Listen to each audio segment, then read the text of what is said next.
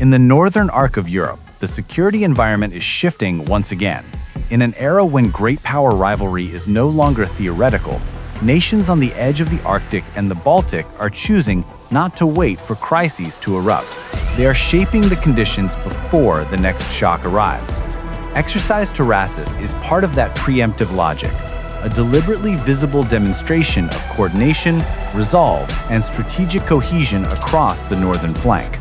On the frozen terrain of Norway, Royal Marines from 40 Commando conducted a complex urban operation with support from the armored support group's Viking elements. The opposing force had entrenched itself deep within a network of buildings. After Royal Air Force Typhoons identified and fixed the position from above, ground units executed fighting in built-up areas tactics to suppress and secure the objective. The operation was more than a rehearsal. It was a live demonstration that the skill sets required for real-world urban conflict in harsh northern conditions are not theoretical. They are ready, trained, and synchronized. Tarassis represents a scale shift in Northern European defense cooperation. From the Arctic Circle to the Baltic shorelines, a sequence of large-scale military activities is being conducted to send a clear message. The Northern Corridor will not become a vacuum in the strategic competition shaping global politics.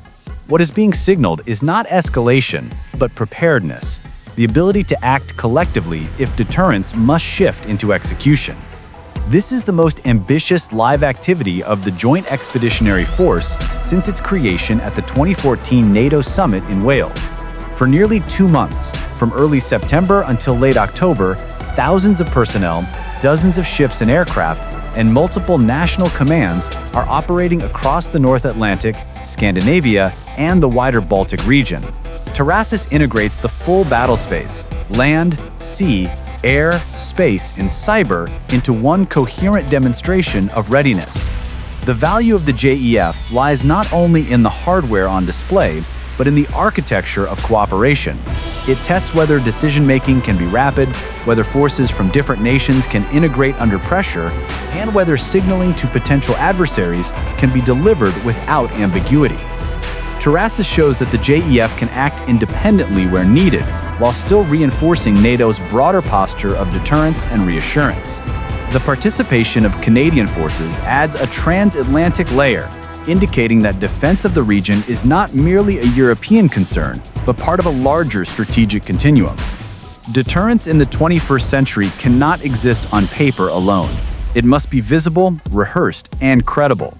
Tarassis functions as a dual audience message: inward, to strengthen trust among partner nations; outward, to clarify that any attempt to shift the balance of security in Northern Europe will confront an organized and collective response. This is not escalation, it is preemptive stability. In a time when global power balances are tightening and gray zone pressure is expanding, exercises like Tarassis serve as strategic insurance. Geography has not changed, but the tolerance for strategic surprise has. Tarassis is a reminder that the northern flank is not passive terrain in the new era of competition. It is actively defended, deliberately prepared, and backed by partners willing to act before circumstances force their hand.